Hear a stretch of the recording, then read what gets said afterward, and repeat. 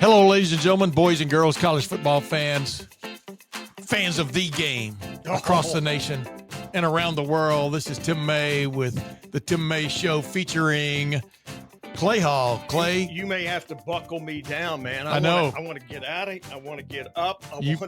Folks, he's been fidgeting. He's been fidgeting for an hour during our show prep. It's rivalry week. That's right. We prepped this show.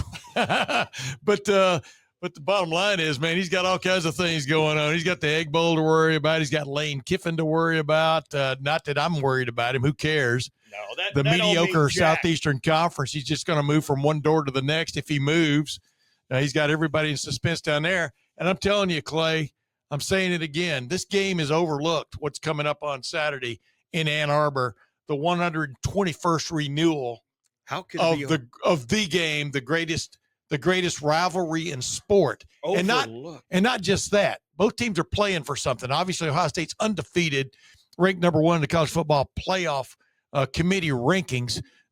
Michigan, where are they ranked? 16th, whatever it is. 15th. Michigan's 15th. They're 9-2. If they win this game, there's a great shot they get into the college football playoff. So Michigan is playing for something too, even though they were giving up for an exit, having taken an exit after getting basically their butt kicked by USC those many weeks ago. But the bottom line is, it's also the first meeting of Ohio State and Michigan, I think, ever being the last two national champions. You understand what I'm saying? Michigan won it all in 2024, 2023. Ohio State won it all in 2024. The Southeastern Conference, who cares? Agreed? Yeah, I mean, let's get our crack staff on that. I'm sure we can find that out if you want me to peruse that for the next. I'm just talking about this game in particular. Yeah, I can't remember Ohio State and Michigan being back-to-back the national champions, reigning national champions. At some point, I want us to name our key players, two of them, one for each team. I have mine. And I'm sure in a few minutes you'll have yours. You got that right. By the way, Michigan's only been national champion a couple times, so no biggie. 97, sometime in the 40s or something, and then 97, right. And then last year. Right. And by the way, it was a split title in 97, as a couple of Ohio State national championships before the playoffs started were split titles. So, meaning the wire services, but. That's neither here nor there, ladies and gentlemen. We got a really good show, I think, a really good show coming up with sound with Ryan Day from his first press conference of the week. We'll have even more in the final show of the week on Friday to set the stage for what I just said was the 121st meeting of this ridiculous rivalry. But there was something you wanted to say. What was it, Clay? You had something on your mind you wanted to bring up. I can't remember what it was. No, I've got two. Bring up one thing right now. I got too many things on my mind. Yeah, I made a list of memorable games. You just talked about some of them. Save that till Friday. How about the two key? No, I don't know. That's okay. I got a bunch of. Do you want me to go with my key players right now? Yeah, give me a key player that right now, middle of the week, you think. It's got to be Julian Sand for Ohio State. Oh God! That's like saying the sun, ladies and gentlemen, the sun is hot and bright. If you look right at it, go ahead. Well, you go ahead. That's good. That's a great one. That is exactly. He is the key for Michigan. He is the key for Ohio State to have victory. On the other side, it is the very talkative Ohioan Jordan Marshall.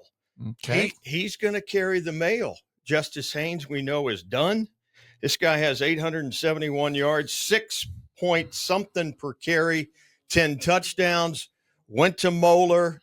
I guess said, I was listening to the radio, said some things about the people here that they weren't exactly kind. I don't know if it's bulletin board material, but he's now, what did he say in a nutshell? What did he say? I think, in other words, they kind of blew him off when it came to not at all recruiting. He just wanted to be around better people, and that's why he went. Wow, that's why I remember that he went to Michigan. I remember him saying that. Do you really? I'm telling you what, I've been covering Ohio State football for 42 seasons. last year and this year may tie for basically best behaved, coolest young men. Right. We haven't heard to be talking to. Yeah. So I have no idea what he's talking about, but evidently he had a bad experience. He moved on. So did Ohio State. Obviously they've got Bo Jackson, Isaiah West. They feel really good about James Peoples. It's kind of bloomed. And we all know CJ Donaldson is back on the beam, so to speak. So they're going to have a full complement of their running backs, barring any developments this week in practice, which we probably won't know about until Saturday. Just like the latest update on Jeremiah Smith and Carnell Tate. You might hear me. I may play that clip where I asked Ryan Day, are we now getting our injury updates from the Caleb Downs podcast, which he laughed at that. I may see if I've got that clip floating around here. But the bottom line is, Jeremiah Smith. I expect Jeremiah Smith to answer the bell and play. How much, how effectively, that remains to be seen. Carnell Tate, it's a wild card. Not really sure what's going on in that decision, one way or the other. But it is what it is. You'll know on Saturday when the game starts, just like we do, ladies and gentlemen. Yep. You may know a little before that, but it may not be definitive. But with that said, let's get to what your successor at Channel 6 / Fox 28. Yeah. Dave Holmes. Dave, by the way, had Archie Griffin live last night, continuing a tradition we began with a certain group, John Hicks and his folks, who did this great promotion on the Monday or Tuesday of Michigan week. And I texted him. I said, you got Archie, you win. He goes, buddy, they're all singing your praises. You started this, blah, blah, blah. I said, no. It's about this year. It's about that show. So Dave's doing a hell of a job. You sound like Ryan Day there. Dave's doing a hell of a job. You know what got me all fired up? I was sitting in the car out here. Oh, you got money back from something? No, I was eating a half a sandwich, and I was just going through the video. 73, and John Hicks leads the parade out. Get the banner. Let's get the banner. What he told him, but tear that damn banner down. And dude, I used to sit in Dom Taveri's house, and me and John Hicks and Dom would just tell stories, but mainly with John Hicks. That's awesome. And I regret to this day you didn't record them, not having a digital or tape recorder. I just kind of slipped out there because I got a lot of stories about him, into the paper and stuff. But sure, just the stuff we talked about was unbelievable. Go ahead, get the banner. I didn't mean to interrupt you. No, that's good. Nobody could tell a story like John Hicks. And it just, for some reason, I got a little closer, like you guys were with him many, many years, but just in his final years. And he took me under his wing so many times. And so anyway, but looking at some of the still shots, it's just hysteria. People just freaking out. Can you imagine? And I was just thinking, hey, would Ryan Day ever do that? I don't know. But here's the thing. But when everybody at Ohio State got butthurt last year after Michigan planted its flag. Yeah. Hey, what goes around comes around, man. It does. I mean, that's the way I look at it. I mean, when you've won a game, I have no problem with you doing anything that doesn't rise to the level of obscene. Yeah. What's the difference? You won the day. You own the ground, as they used to say in warfare. To the victor go the You own the ground. And what do you do when you own the ground? You put your flag up, right? Yep. I mean, so, maybe Ohio State gets to reciprocate this year. Yeah. We get a little bit of a snippet about Ryan Day when it comes to getting his troops ready. We'll get a little snippet from that, like a reflection on what happened there after the game was over last year. But let's get to real quick to your buddy, Dave, your bestest buddy, Dave Holmes, and what he brought to that affair. Yeah, Ryan. Of all the ways you could describe this week, is it fun to be the head coach of Ohio State this week? Like I say, fun is kicking ass, and that's what we want to do on Saturday. So we're preparing to do that, and that's it. Like, there's nothing funny about this at all. But the fun part is winning. So we'll save the fun for being in the locker room and celebrating after the game. But But the preparation is like, that's what you love. You love the competitive part of this and everything that comes with it. And our guys came in Sunday, came in here yesterday, got work on their own, and even guys in the building today. I mean, they got a good bounce in their step, and they look forward to this week. I wonder good bounce in his step. You got a bounce in your step, man. I'm telling you what. You must have.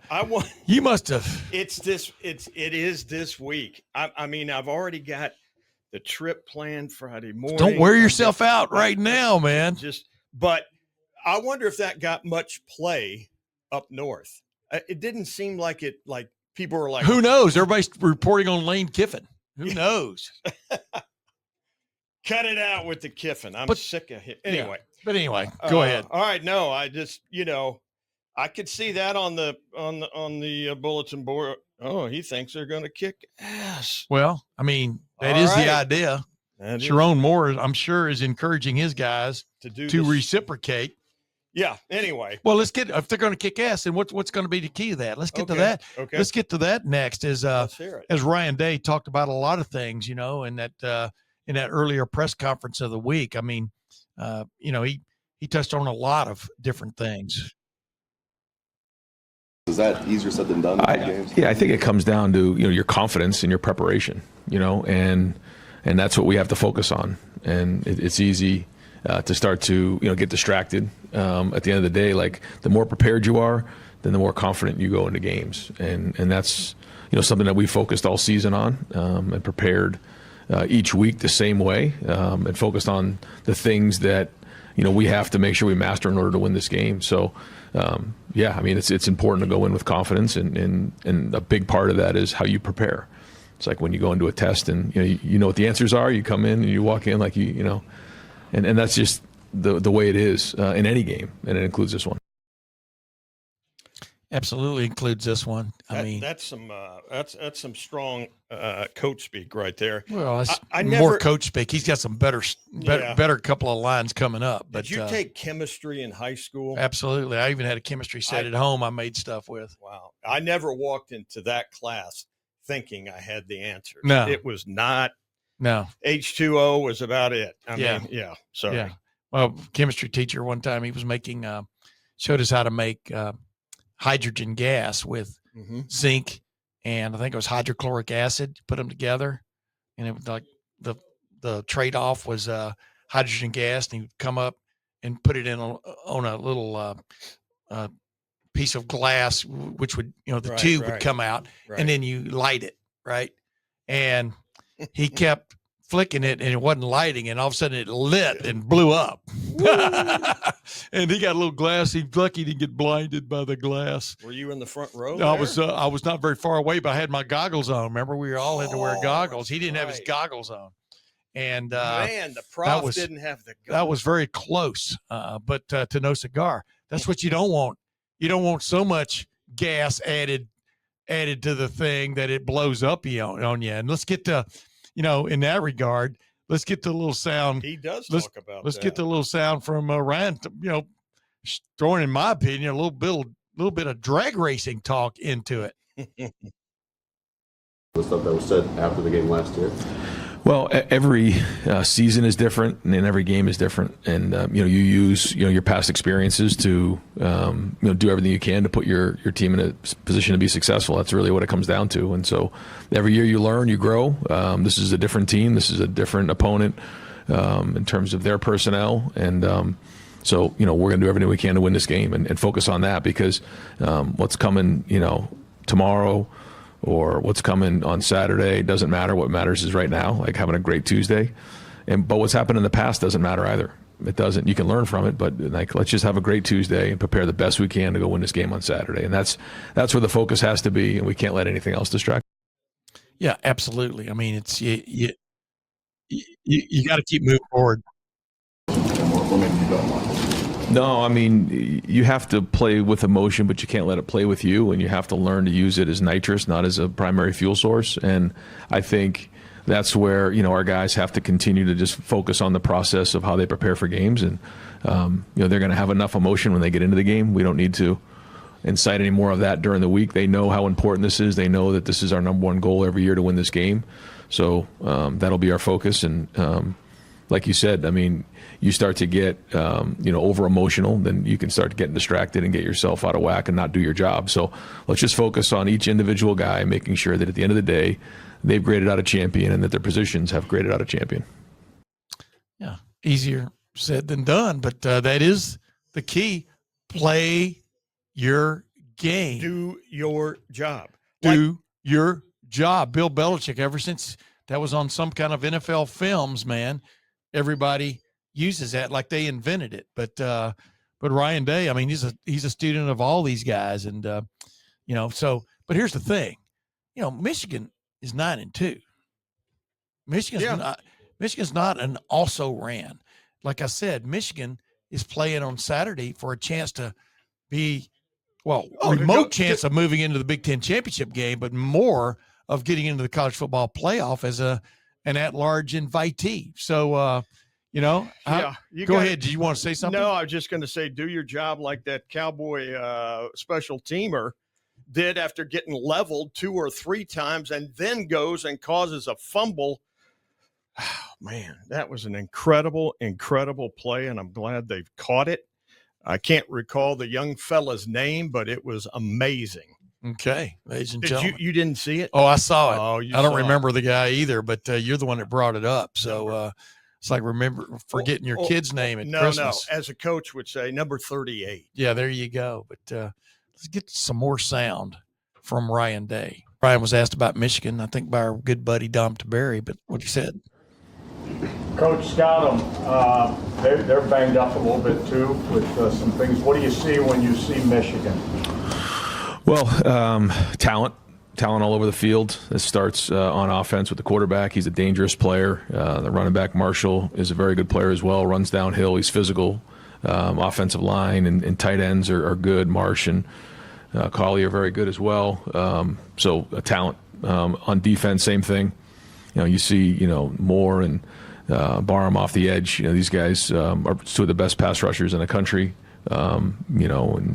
And certainly, in the back end, they've created a lot of turnovers. So special teams is very good. I mean, again, what you'd expect in this type of a team, talent in all 3 phases, well coached. And so, we got to make sure that we're preparing at a high level this week and be.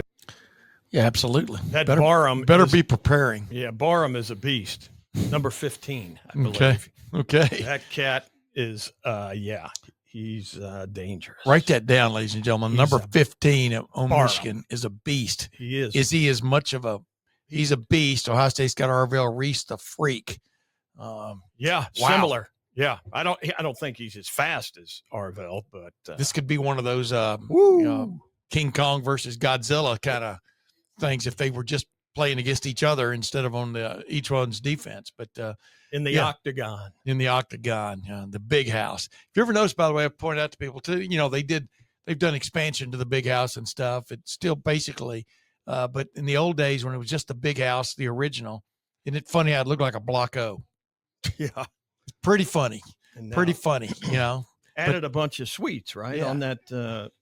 Oh, yeah. East But side. I'm just saying, in the original thing, it looked like a Block O, an homage to Ohio State. That's my point, With the Block O. Nothing, man. It's a good schematic for a base design to a stadium where everybody can see. Yeah. And there are no obstructions. If you're saying mimicry, then is the sincerest form of flattery. Bingo. And that even rhymes. That's what I liked about it. But the guy who's going to be walking in there for the first time as a starting quarterback for Ohio State is a guy named Julian Sayin.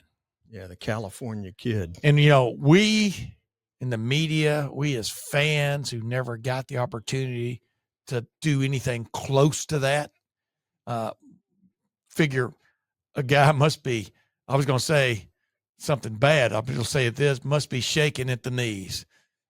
Well, when you walk in there for the first time with 110,000 people, maybe 112, who knows? Somebody was talking about it was Finkus.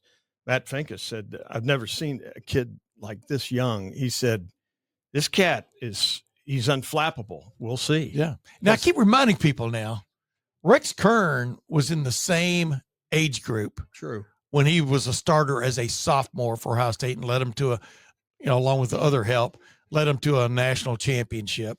Julian Sayin is in his second year in college, second year at Ohio State after spending, 2.5, 3 weeks at Alabama before Nick Saban retired, and he left. I'm talking about Julian Sayin. But the bottom line is I keep remembering his dad. His dad sent me these videos of him playing when he was 11 years old. He looked just as unflappable. He looked just as smooth running things, running the show as a peewee football player.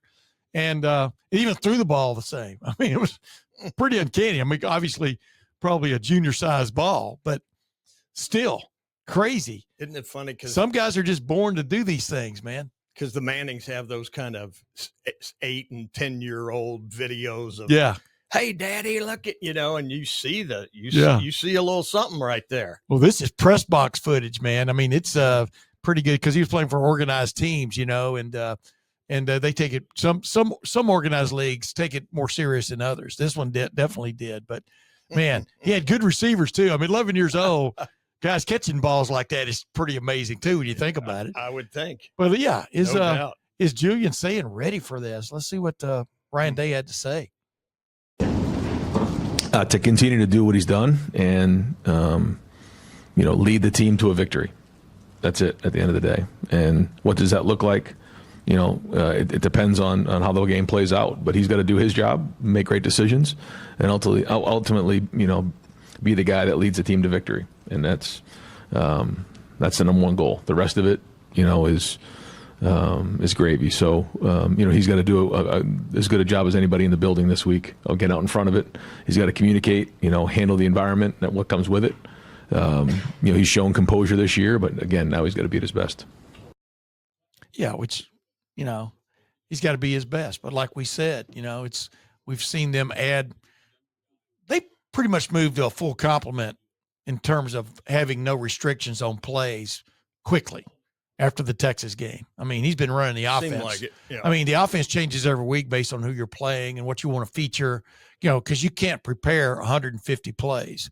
But yeah, his composure has been outstanding, and the way he's handled things and even branched out and run a little bit, but he's handled himself. And but let's see what Ryan Day has more to say about Julian Sayin. Quarterback in a game like this. Just win. Like, that's it. Just lead the team to victory, whatever that looks like, and however that is. And that's the number one goal. So these guys are going to prepare all week, and we're going to put together a great game plan for them to be successful, and that's it. And they got to go put it on the field. And but it's not just the quarterback; it's everybody involved. And that's what we all need to understand. I think sometimes when we look back, we want to point the finger at one thing or another, but it's everybody, and that's why. When we play in matchup games like this, it can come down to one play. So everybody in the entire building has got to be on point this week, and that's special teams. And that's on offense and defense and everybody involved with it. So certainly the quarterback gets a lot of the attention, but we need everybody. Yeah, I mean, you do need everybody. Need all 50, whatever. Everybody must be in puente, which means I think that means on point. And 85 in this vernacular. Yeah, yeah. But yeah, man. I mean, it's really interesting because you cram so much into like spring and then preseason camp. And as the year goes on, you add more things to your offense and your defense. Preparation has always been key for a game like this so that you are not so much, you've always got to react to what's going on in front of you, but you're almost rote in how, especially offensively, you're going to run something despite there now being obstacles in your way. I mean, obstacles that don't like you and want to hit you really hard and stuff. And so you've got to get to that point, that frame of mind, everybody who touches the football and then the offensive lineman too, to where no matter if they have an All-American superstar in front of you, you handle your job. You're not going to look probably as good as you were against Grambling because of the caliber of the actual physical players, the physical components of their team, but that still doesn't mean you can't do your job. And the less you're thinking about what your job is and then just doing it, do it. Whether you're zone blocking, whether you're straight ahead blocking, whether you're gap block, whatever you're doing on the offensive line, you want it to be like that, like it's This is my assignment on this Second play. This is where I'm going. There will be no hesitation. Right. When I get there, I hope the guy I'm supposed to, smack up is there. If he's not, I'll go hunt him down. Remember? Right. Yeah. We'll go hunting it up Hunting it up. and looking for things. So, Hunting up contact. we'll see how all this goes. Nerves for young guys in this game, probably. You've got a true freshman starting at quarterback for Michigan and Bryce Underwood, one of the highest paid players in college football. You've got a guy named Bo Jackson playing for the Ohio State University, freshman, along with Isaiah West, his primary backup. It looks like that. Who knows? It may have gotten shaken up as this week has gone on because James Peoples has really come on. C.J. Donaldson, like we talked about, is back in the fold. But what do you really expect from freshmen in a game like this? Well, can you lean on them, et cetera? Let's see what he has to say. Ryan, obviously we understand your focus on routine this week. Is there anything that would be said or a little? Wait a minute, I jumped the gun there. I had my sound bites in disarray, but this is a good one. Okay. It's like we talked about earlier. We all know what happened at the end of the game last year. After the game was over, Jack Sawyer obviously took it to heart that Michigan was attempting to or planted the flag in the middle of Ohio Stadium. But so Ryan was asked, along with preparation and everything else by Doug Maurice. Well, you'll hear what he asks him here, and it's pretty funny, the answer as usual. Video clip shown or something that would be different this week, or is it really? I would say so. Okay. Yeah. Okay. I mean, because there's a difference of the preparation, the routine, and then the other stuff that maybe slips in. Yeah. No, I mean, certainly you have to know your opponent. You got to know what comes with it. But we're also not going to overdo it. So. Sounds like maybe they've already played some clips. Yeah. Yeah, there'll be some clips. It's never ceased to amaze me. A few times I've gotten into the locker room back in the day, and you would see clips up on headlines up on the bulletin board, and that's the first time you ever saw those headlines. If you follow my drift, that's right. Some creative writing going on, Buckeyes soft, whatever, Yeah. So. But clearly they'll show the clip of that aspect of the game, how you were dishonored. The fracas. In your own stadium. And like I said, Michigan just pull out. I mean, we've been watching that all week, the 1973 game when they felt dishonored too. Yeah. What happened in that game, by the way? Yeah. Ohio State, I think they were both undefeated, but Ohio State was expected to take care of business, I think. Ended up being a 10-10 tie or whatever it was. And then after that was over, Michigan found out even then it wasn't the most popular program in the Big Ten because they got voted on. The Big Ten athletic directors or representatives voted to send Ohio State back to the Rose Bowl for a second straight season and leave Michigan at home. Ostensibly, the reason was because Dennis Franklin suffered a broken arm in that game. It was a big comeback for Michigan, and Ohio State tried to give it away several times when finally Woody Hayes decided to throw the ball, and they're just lucky that Michael Antry missed a couple of makeable field goals, and that is what it is. But that's been a sore in the wound for many, many years. Oh, you think Bo was upset about that? Yeah, Bo was a little upset. He was. But here's what it did. It did hasten. Finally, the Big Ten got its act together and decided, well, you know what? This idea you can only go to the Rose Bowl as a team every other year, and then no other team goes to any other bowl. They finally got around to changing that. And that rule, because I remember whatever year it was, 75, I think it was. It might have been 74, but 75, I think Michigan played, I think it was in the Sugar Bowl against Auburn.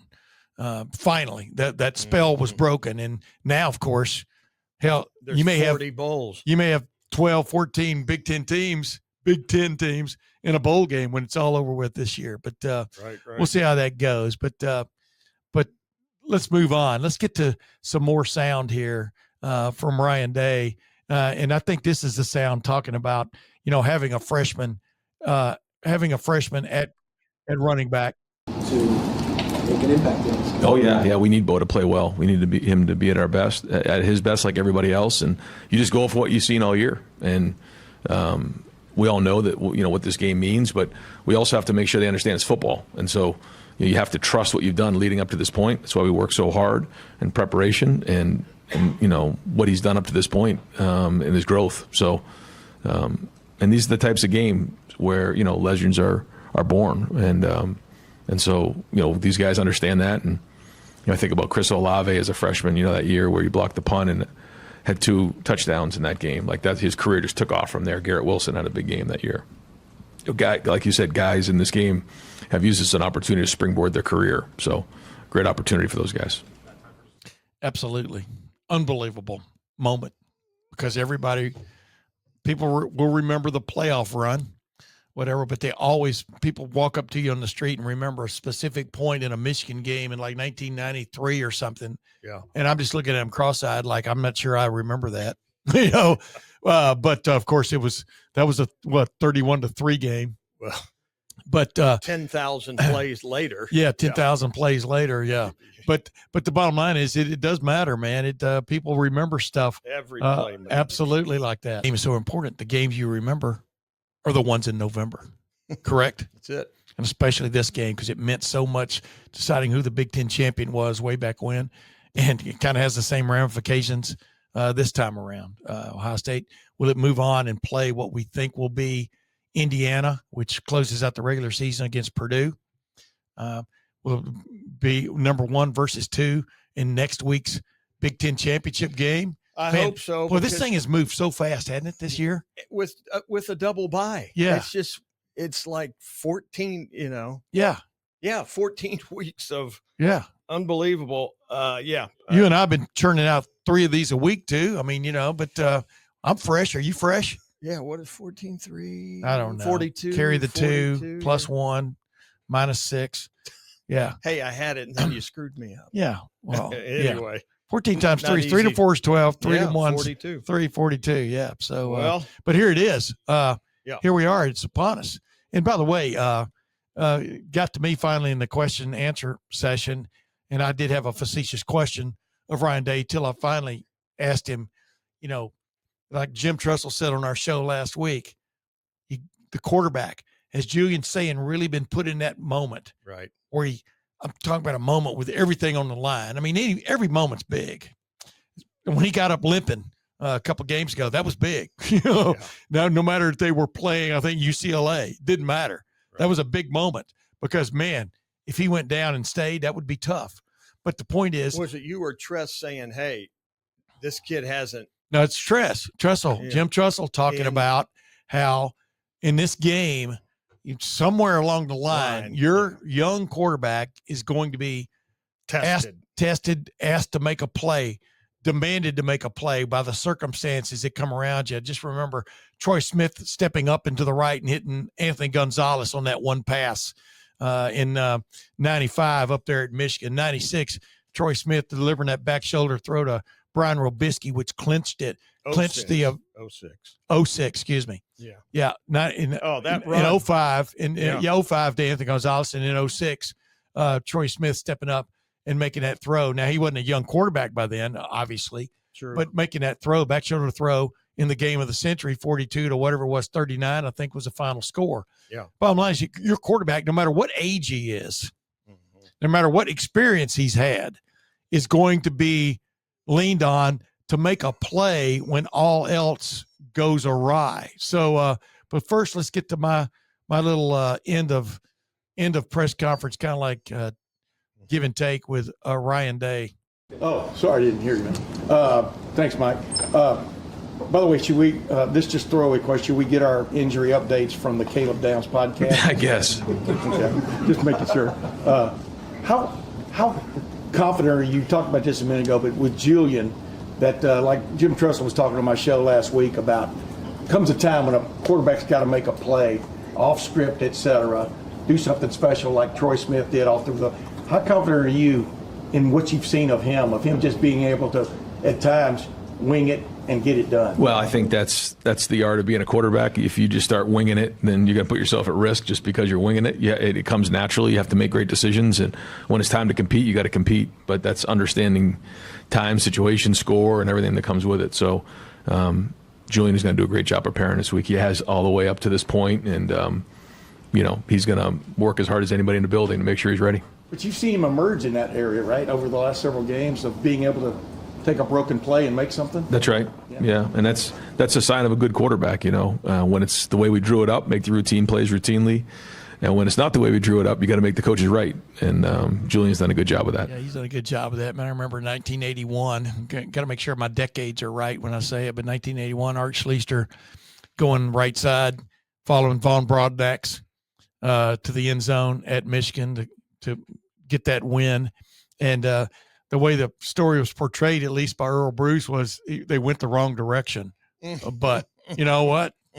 Run, baby. Run, Forrest, run. I think that was the same day I looked at the Hicks video. Yeah. But he ran near side to you? I wasn't there. I wasn't there. But he ran, I think it was near side to the west side of the stadium. Okay. But I think there was snow piled up in the end zones, in the corners and things like that, which there probably will be could be on Saturday. Depends on what weather forecast you're looking at, whether there's going to be an inch of snow before the game, during the game, or after the game. But it's going to be cold. It's going to be chilly, as the old saying would go. But 29 in a wind. Come on. Yeah. Oh my gosh. I'd take a whole thing of a crate of Vicks and just put it in my uni. Ooh. And then you're just coated and you're nice and warm, baby. You said uni, right? Yeah. Okay. And you're uni. I want to make sure we defined that it was uniform. Uni. It was uniform. Yeah. That is correct. Okay. Well, there we go. Speaking of that, speaking of a guy who knows about wind and cold, the gales of November. It's the number 7 on the bestsellers list, New York Times bestsellers list right now of books. It's historical in its nature. It's written by one of my really good friends one of my really good friends, period, John U. Bacon, noted author. He's had several books. It just blew up. Yeah. And this is one of them. And it's funny, I talked to him about it, but I've got him on because he's actually, a great historian of Michigan football, of the Big Ten, not just Michigan football, but of the Big Ten also. Sharp as a tack, or whatever analogy or cliche you want to throw in there. But I've got I call it my annual traditional extended interview with John U. Bacon. And hey, without further ado, what do you think, Clay? You want to get to it? Come on, John. John U. Bacon, you'll knock it out of the park. You'll see John. My also traditional welcome to him as we begin a little bit of maybe a half hour talk about all things Edmund Fitzgerald, the sinking of the Edmund Fitzgerald, which is Gales of November, is about that. It's not about Ohio State about Michigan having a 4-game winning streak in the game, although it could be, right? The legend lives on. Yeah, right? But we talk about a lot of things in this. So let's get to my interview with John U. Bacon. Oh my goodness, man. This time every year I get a whiff of bacon, of cooking bacon, ladies and gentlemen. John U. Bacon, once again on the Tim May Show. By the way, featuring former local big-time television sports personality Clay Hall. But John U. Bacon, welcome once again back to the Tim May Show, and thanks for taking a break from your extensive tour promoting your book, The Gales of November. We talked about it last year. It was in the final stages of being constructed. I hope it doesn't get on Lake Superior and sink, and I hear it's doing anything but. It's going up. I mean, it's number 7 on the New York Times bestseller list. You got to be feeling pretty damn good about your book and about your Michigan Wolverines. Well, they're not my Wolverines. I wouldn't claim that, but it is my book. I'm responsible for that. That's for sure. And we're doing quite well with it. We've hit the New York Times list 3 times now. Wow. Amazon called it one of the best history books of the year. Book Page, which goes out to the libraries and bookstores, one of the best history books of the year. One of the best books of the year, I think. In New Mexico, the Los Alamos paper just called it one of the best books of the year. So we're getting very good reviews, very good sales. What has happily surprised us is how much it's gotten to the coasts. And demographically, if you get on Goodreads.com, it's mostly women under 40 or 50 or so who are extolling it. So that was unexpected. We're getting into the book club world, and a few Buckeye fans out there. 1/3 of the crew is from Toledo. 1/3 of the crew is from Cleveland. I've got a whole chapter on Toledo called The Glass City, and just how important, of course, Lake Erie has been in this process. Yeah, absolutely. By the way, you think the attraction for the females buying this book is because they see the inside back cover, your picture on it, and just go kind of, man, this guy, I got to read what he has to say. Yeah, do you really think this mug is selling books, pal? That's kind of you to say, Tim, but I don't think that's our angle. Hey, that's why I'm not an author, because my mug would sell no books. But neither here nor there. Real quick though, well, I'll get into that in a minute because I want to get into the machinations of being on a book tour and what all you have to go through. And if you remember what city you're in, thank you Las Vegas, but you're actually in Reno. And by the way, that Los Alamos paper could have done you much better review if they'd said this book is radioactive. But I don't write the reviews for Los Alamos. I bet they've heard that joke before, but anyway, yes, sure. Yeah, exactly. That's like Julian saying, I say his nickname is Just Saying. We're just saying. Real quick, this game's on the line. The game has come around once again. Ohio State is in the throes, in a microcosm. Ohio State, Michigan, the game. Ohio State is in the throes of a 4-game losing streak, but that's stretched over 4 years.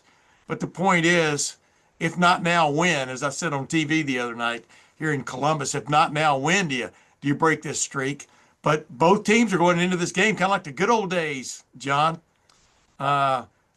Big time things on the line. I mean, Michigan wins. It's in the college football playoff. You got to believe. Ohio State wins. It's in the Big Ten championship game, probably against Indiana, which takes on Purdue this week for the Old Oaken Bucket. The only thing on the line in the Buckeye game in terms of hardware is whether Ohio State ever gets another pair of gold pants to the trinkets, which used to be a dime a dozen back during the Jim Tressel and Urban Meyer days. No, Ohio State players haven't seen those since 2019. But the bottom line is both of these teams have something to win and lose in this game. Agreed? Yeah, I mean, last year was the craziest game I've ever seen, not just because of the outcome, but also because of the stakes. I mean, Michigan was a team that had barely qualified for a bowl game the previous week against Northwestern, for crying out loud. So that was a mismatch of a game to begin with. Tim, I've seen almost as many Michigan Ohio State games as you have. I've seen endless number of dogfights, the 12-10 kind. I've seen the 42-39 kind. I've seen blowouts, usually Ohio State blowing out Michigan, and as you say, the golden era for the Buckeyes. I've never seen a single game, as they did last year, that I thought was hilarious. Like, what the hell has happened? I'm sure it was not funny to Buckeye fans, but that game made no sense to me to this day. It still doesn't. But yeah, the stakes are Ohio State's had such a good season. And of course, they're reigning national champs. They are in the playoffs regardless. And they're in the top half, I think, of the seeding regardless, even if they lose this game. But tell that to Ryan Day. He ain't going to care. How badly does he want this game right now? How badly do they want the gold pants? The pride factor has got to be huge. In Michigan's case, it's win this game, get to the playoffs, or you're not in the playoffs. There's no scenario I say where they have 3 losses and they're in the playoffs after losing to Ohio State. Right. Not even possible. Right.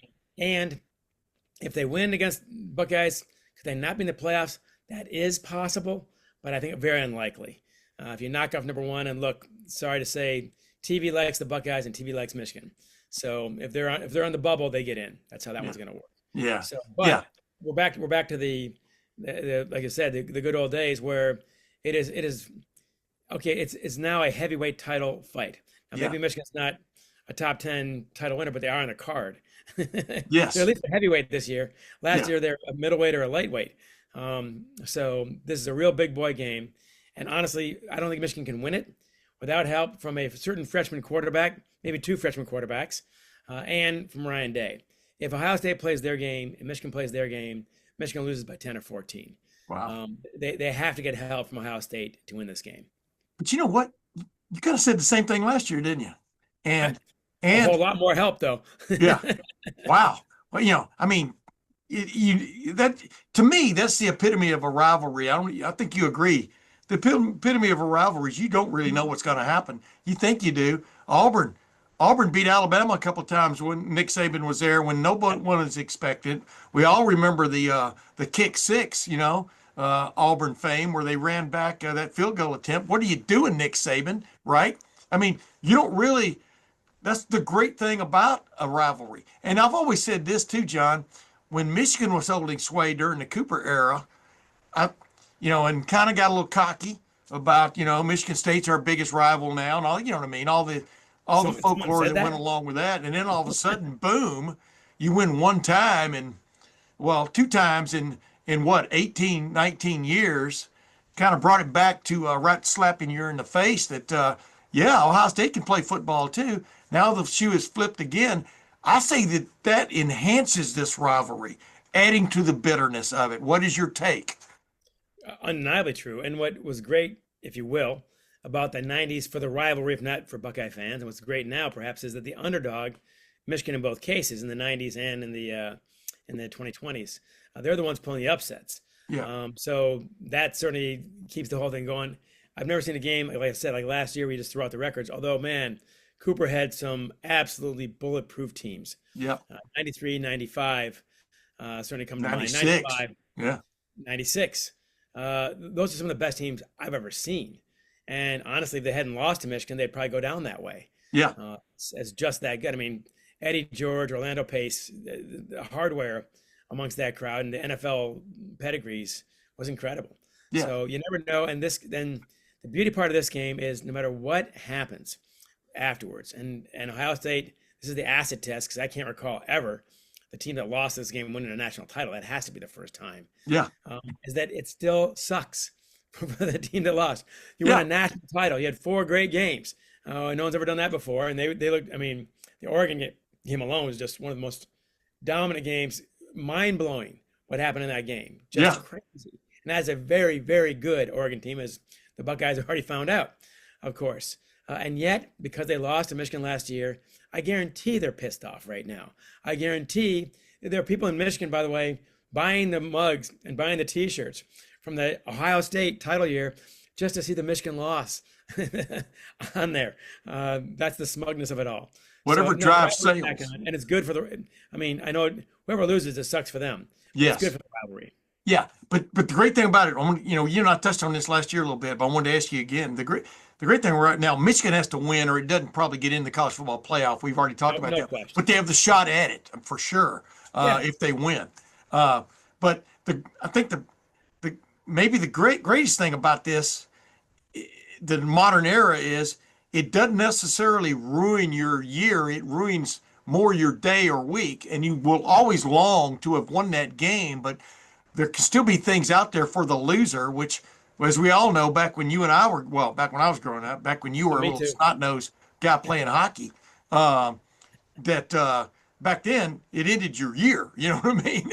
It literally was the end of your year. And if you don't believe me, ask the 10-10, ask Denny Franklin. Yes. He has 30 wins, 2 losses, 1 tie, never smelled a bowl game. Yes. And top five every year. And of course, the most bitter one is the tie. Obviously, the 73, 10-10 tie. Man, talk about stakes. Also, back in those days, neither team ever lost to anybody. Right. So I mean, it was a 10 game preseason and a 1 game do or die heavyweight title fight. That was it. Yeah. So it's not the same as that. And obviously, I mean, you tell me. But my sense is, Ohio State lost a bad game to Michigan, and frankly, without some very surprising coaching decisions, Ohio State would never have lost that game, I think. But whatever. Did the national title make up for it or not? I bet if you ask Buckeye fans, beat Michigan or win a national title, I bet they would say win a national title last year at least. The current players who are back from last year, their big motto has been take care of the other 2 items, which is beat Michigan and win the Big Ten title, because they haven't played for the Big Ten championship since 2020. I mean, The Michigan game has had the effect. The loss to Michigan has had the effect that it kind of always had in terms of the Big Ten championship for Ohio State.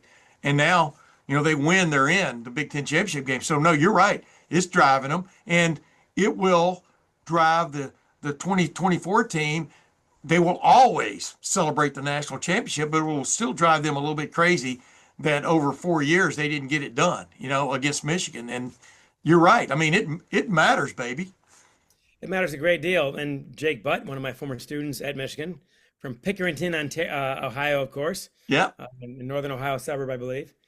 Great guy, great ball player, obviously, and would have had a great career if he hadn't blown out his knee in the his last bowl game. Oh. But he said it on the air yesterday, and I already know this to be true of all the Buckeyes I know and all the Wolverines I know, that everybody on the Wolverines, everybody in the Buckeyes, John Jansen told me the same thing. They always ask each other, how many times did you beat Ohio State? Right. And Jansen said, and of course, when I ask you the question, I already know that you know, and I already know that you know that I know how many you've won. And Jake Butt said, I've had a great career, I've had a great life. I'm 0 for 4 against the Buckeyes, and trust me, I think about that every day. Yeah. And that's the deal. That is the deal. That's known as a rhetorical rip. Hey, real quick, what's your take on this Michigan team right now? I mean, they had that tough loss. Well, tough. I mean, kind of one-sided loss to USC, which kind of like, wow, what? And they had the loss at Oklahoma. Oklahoma suddenly again doesn't look so bad, if you follow my drift.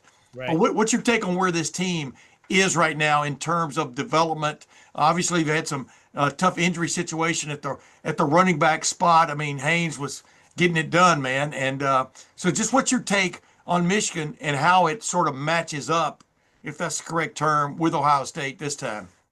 Well, honestly, from 2008 to the present, I don't think Michigan's ever had the same level of talent and really the same level of depth. Now, the starters might be the same talent level, and that was true for the last 3 years of Harbaugh, but the depth is not there. So trust me, if the quarterback goes down, if Bryce Underwood goes down, game's over. Honestly, they cannot compete without him. And even though he's still a freshman quarterback with all the kinks that come with that, the O-line has been somewhat decimated, but playing much better now. This team right now is playing its best football of the year. Now, it's hard to measure in Michigan's case, unlike Ohio State's case, because the schedule has been so incredibly weak. Yeah. And the 2 games you've got, they lost them both. That's Oklahoma and USC, the 2 games of consequence. And the USC game was particularly bad, I thought. But they're playing much better now. Their confidence is as high as it's been. It's not nearly as high, I don't think, as Ohio State's. But don't forget, there's not one guy in that locker room who's ever lost to Ohio State. Yeah. And on some level, that's going to matter. Now, here's what's going to matter. If Michigan can get to the third quarter, even the fourth quarter, within a touchdown, the collars on Michigan's side will be loose, and the collars on Ohio State's side will be tight. So if Ohio State is smart, they'll take care of them pretty quickly. What Michigan has no answer for is Ohio State's receivers. That if you can find them, that's not you, but if the Buckeyes can find them, then that game could be ugly fast. That's what's intriguing, right? So that's yeah. That's what, if they're going to try to run it like last year, if you like 13-10, I mean, hey, that's what's going to happen. but that's what's intriguing is Jeremiah Smith and Carnell Tate did not play on this past Saturday. They will both be considered, I think, almost game time decisions or end of week of the game decisions. Okay. Whether they play this week or not, you got to figure if either one of them can stand, they're going to try to get on the field. The point is, they were held out as much as anything just to get another week under their belt before playing in the game. And of course, if they take care of business, the Big Ten championship game. But that does add intrigue to this matchup, right? Because Ohio State has leaned on its run game really the last 2 games of the year. But like you said, not against Murderers Row when it comes to defenses. Yeah, this defense is not as good as last year's for Michigan. And the run defense is not as strong. Some swap outs, of course, on the D-line side, but it's still one of the strengths of this team without. Yeah. I mean, pretty weak. So that's one thing there. But as far as your receiver, I shouldn't say yours, as far as the Buckeyes receivers go, I thought that was just gamesmanship. They're leaving them out for a non-consequential game against Rutgers. If they really are injured, then that could really change the dynamic here. Yeah. All right. By the way, real quick, your take on Ohio State's defense. A lot of people think it's even better than last year. I think it's different from last year. I mean, last year they finished number 1 in the country in defense. Right. In the playoff games, even in the game against Michigan, they had one give up, but it cost them at the end, But they played so well in the playoffs. This defense picked up where it left off with Matt Patricia now making the calls, et cetera. But what's your take from afar on how good this Ohio State defense is? Well, if I didn't know that Matt Patricia was the DC, I'd say it's one of the best I've seen. I knew you were going to say that. Up here, there's a long memory. So, hey, what's the big beef about him more than anything else when he was with the Detroit Lions?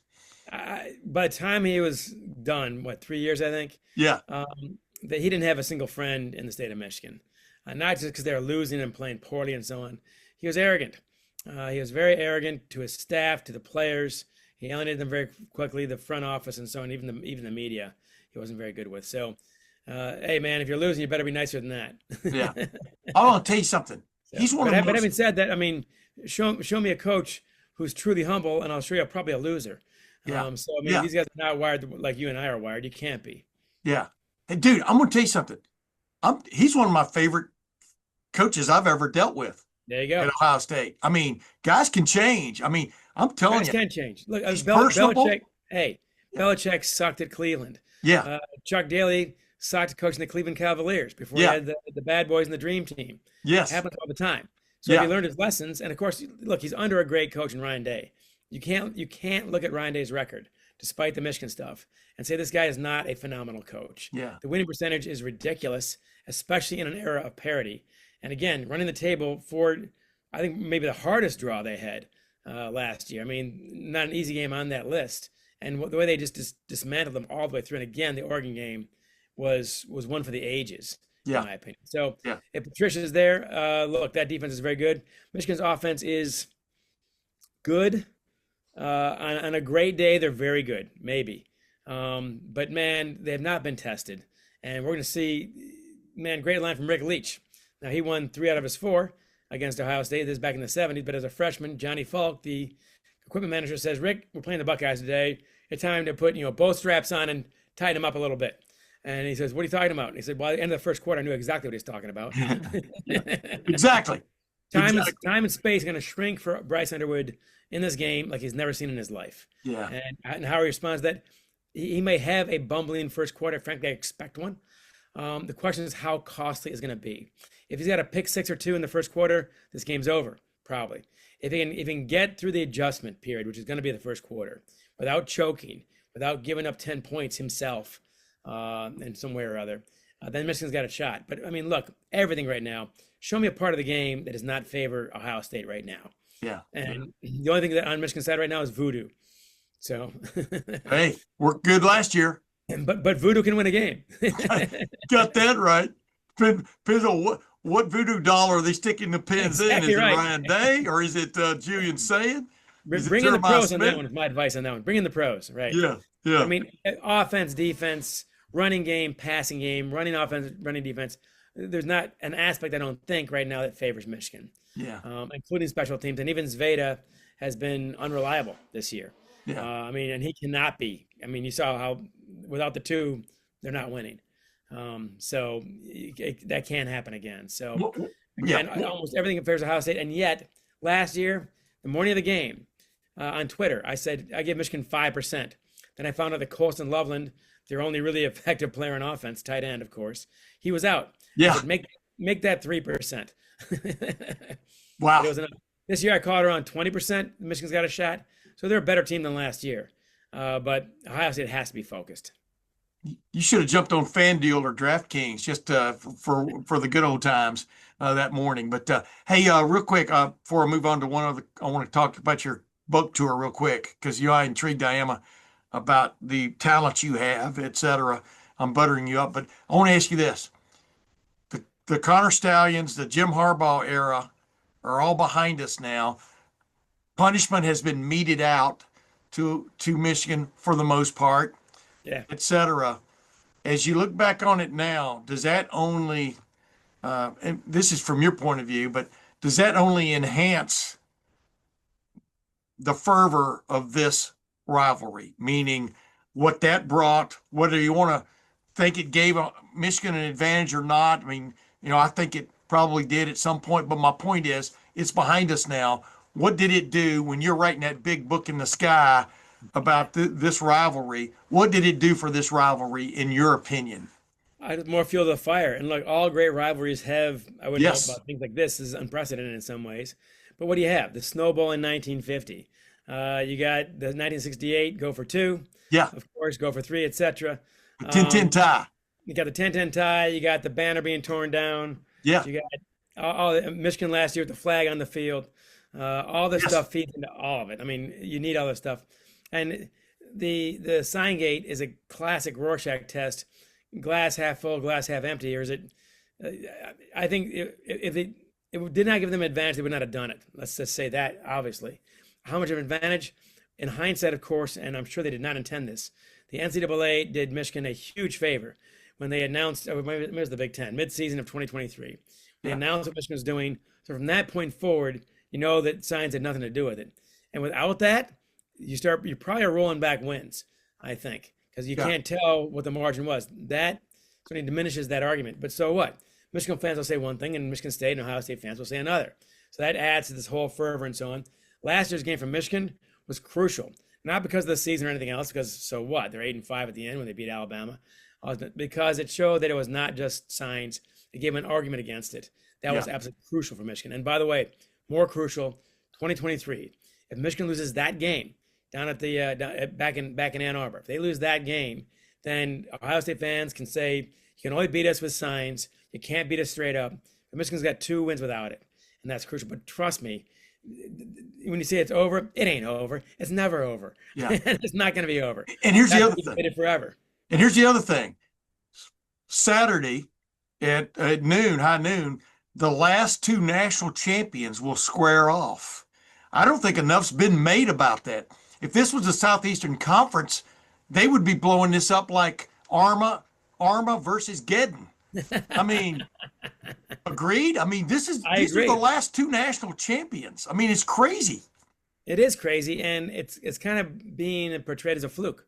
I think. Okay, Big Ten got its 1 with Michigan. 2 with Ohio State. Those are legit, man. I mean, Michigan beat Alabama at the Rose Bowl. Sorry, that matters. The Washington game was anticlimactic. Yeah. Ohio State's role last year, there can be no question in both years, based on the playoffs alone, that the best team won. Yeah. It wasn't. Ohio State beat 2 SEC teams on the way, Tennessee and Texas. Absolutely. And you understand what I'm saying? Go ahead. Yeah. Exactly. I mean, and Oregon, one of the best of the batch. But anyway, yes, big games, and you're right, not nearly as much being made of that. It's good in the same way the back and forth Michigan Ohio State is good for the rivalry.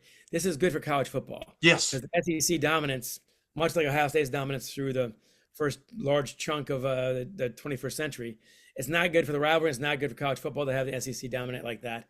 We'll see what happens here. I'm probably one of the very few people up in this part of the woods that was pulling for Ohio State in the playoffs last year because it's good for the Big Ten. It's good.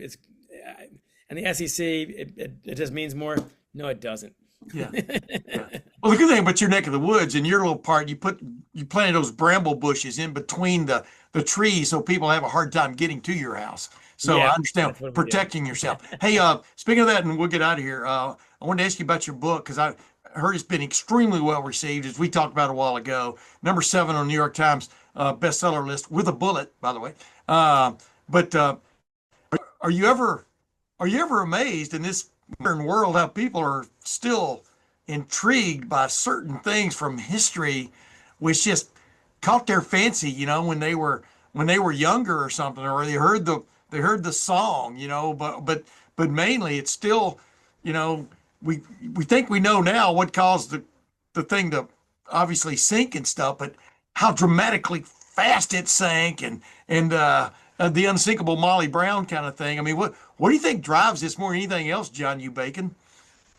Well, you can't ignore the song. That's one thing. If Gordon Lightfoot didn't write the song, we're probably not talking now. Tim, I got 2 crazy stats for you. One is from 1875 to 1975, there were 6,000 commercial shipwrecks, not rowboats, but the big boys, commercial shipwrecks on the Great Lakes, 30,000 crew lost.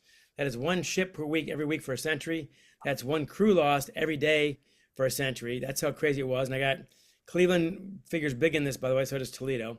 And yet, so that's 1, and we all know 1, and it's Gordon Lightfoot because it's Gordon Lightfoot's song. Yeah. 2, the mystery of it, we can't quite fully solve it.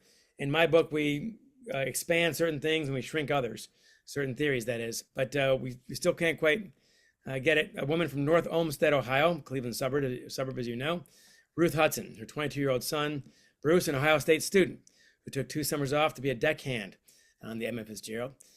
She said, ultimately, only 30 know, 29 men and God, and no one's talking. She's right.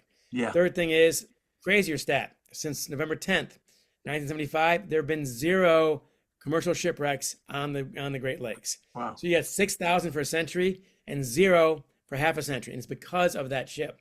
So it's the last one we have to talk about. It's kind of like 9/11. Titanic changed everything and so on. So for all these reasons, and I think there's just something elemental. That's why it's sold, frankly, much better than we expected nationwide, not just around the Great Lakes. Yeah. Humans and boats in trouble. It's Noah's Ark, it's Titanic, it's Lusitania, it's the perfect storm, it's all these things. We relate to that naturally. So we've done far better around the country than we expected. I've been to Cleveland once already. We had a sellout. We sold all the books too in the Cuyahoga Library with about 130 people there. I'm going to the Great Lakes Brewery in Cleveland on Monday, December 15th. So all you Buckeyes, come on down. And if the Buckeyes won, go ahead and gloat. There you go. Yeah. They'll be getting ready to take yet another weekend off if in fact they get that pass, that bye in the first round of the playoffs. Yeah, I'll tell you what though. I mean, for the Buckeyes though, if they win that game, they're almost gonna be a Big Ten title game anyway, probably. If they win that game, then man, they got to play the next week somebody good this time. Yeah. Probably Indiana, maybe Oregon. Yeah. So that's gonna be a serious game. Indiana, man, I keep on thinking they can't be for real, and they keep on being for real. Yes. So that's a serious game coming up. I said it. Ohio State will still get a bye, I think, but that's still you still got to win 3 games. Yeah. That's still gonna be hard. I said back in March, back in April, May, and all through the summer, Indiana was going to be better than it was last year, except it might not get quite the record it had because of who it was playing, but it's taking care of business. You know, it beat Penn State was supposed to be damn good. Penn State was supposed to be the number 2 team in the country. Oregon, they win at Oregon and they beat the hell out of Oregon. That got my attention. Yes, absolutely. Like Penn State, whatever they're going through with Franklin and all the rest, that roster has talent on it. Yes. I mean, those are 4-star players. They're paid. It's NIL. That's a big boy team, no question about it. So Indiana, I keep on waiting for them to come back down to earth, and I got to give Signetti credit. Yeah. I thought that, okay, you pulled the James Madison trick once. It can't last. I stand corrected. That guy's the real deal, it looks like. Yeah, and he went out and got himself a better quarterback than he had a year ago. I mean, that's what Fernando Mendoza. I like saying his name because I get to use that. Those 8 years. Heisman? Yeah. Possible Heisman in Indiana in the same sense. Yeah. Look that one up. There is no I in Heisman, or there hasn't been for a long time. Whatever. It's not important. Hey, appreciate you, John U. Bacon. The last thing I wanted to ask you is, when you go on these book tours, what's the don't give me 3. Give me one question that's almost perpetual when people are asking you about the book or about something you found out that just from researching, et cetera, because there are a lot of records on the record about this thing, but few people have compositely put it all together like you have. But what's the one question people are most intrigued by? Well, the straightforward one is what happened. Yeah. And we've advanced some theories, like I said, and shrunk others. We have some breaking news in this book that has gotten some attention on things that I found along the way, including out of the Cleveland headquarters of Ogilvy Norton that used to release the ship. But the other simple one is, what do the families think? And 2 surprises there for me. One, they really don't care anymore what happened. They know that, hey, I was a 12-year-old girl when the ship went down, and I'm 62 now, and nothing's going to change that. Yeah. So they don't really care that much about that. They do care a great deal, and they're very aware of the fact that not one ship has gone down since the Edmund Fitzgerald went down. Yeah. And they take credit for that, and they should, because it's like Titanic going down. Now you have lifeboats in all the ships. As one of my experts said, when do you fix anything? When it's broken. So when this ship went down, it finally woke the industry up. So forecasting, communications with the captains, and frankly, common sense. When it's that bad out, don't go out. And back then they always did. Yeah. Hey, you got any movie rights? Has anybody bought the movie rights yet? We're talking to some people now, but how could there not have been a movie made about this yet? I don't think there has been, has there? No, not anything serious. No. You got all these Titanic movies. Why not one Edmund Fitzgerald? Well, I'm on your side, Tim. How about that? We'll see. I'm with you, baby. We've had a couple of Hollywood meetings already. We'll see what happens. There you go. Ladies and gentlemen, the incomparable. You spell that with an I also. The incomparable. John U. Bacon. John, thanks once again for joining the Tim May Show. Tim, we do it every year. I'm going to keep on doing it every year. As long as I'm alive and you're alive. How's that? You can find out more on johnnubacon.com, find out where to get the book and where I'm going to be, including, like I said, Great Lakes Brewery in Cleveland, Ohio, December 15th. I know where that is, actually. And by the way, we have to do this every year because some part of tradition has to live through college football through these changes, right? And we might be it. We might be it, Tim. Well, period. Next year, Tim May and John U. Bacon, but nothing else. Exactly. Not the game. But yeah, we're going to talk about what would have happened if they had played. So exactly. Hey, John, thank you very much, my man. Tim, always a pleasure. Fun to see the rivalry back where it's supposed to be. Absolutely. I always appreciate John U. Bacon. That's his traditional is having turkey on Thanksgiving. And like I said, it's always cool when bacon's frying, right? Absolutely. Clay, real quick, I had bacon this morning. It got me off to a great start. We go. I'm ready to spar with somebody, Tim May. The Chronicles Put your gloves on. The Chronicles of Clay Hall. Ladies and gentlemen, Let's go. Quick. I know you think we make too much about Mississippi State on this.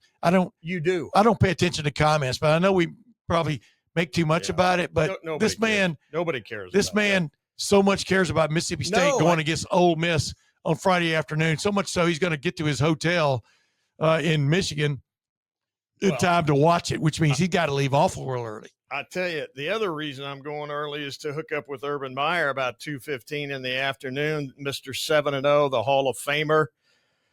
I'm going to ask him, have you talked to Ryan Day this week? Yeah, exactly. We know Jim Tressel probably did too, man. There's nothing wrong with talking to two guys who are combined 17-1. Yeah, exactly. Is that right? No.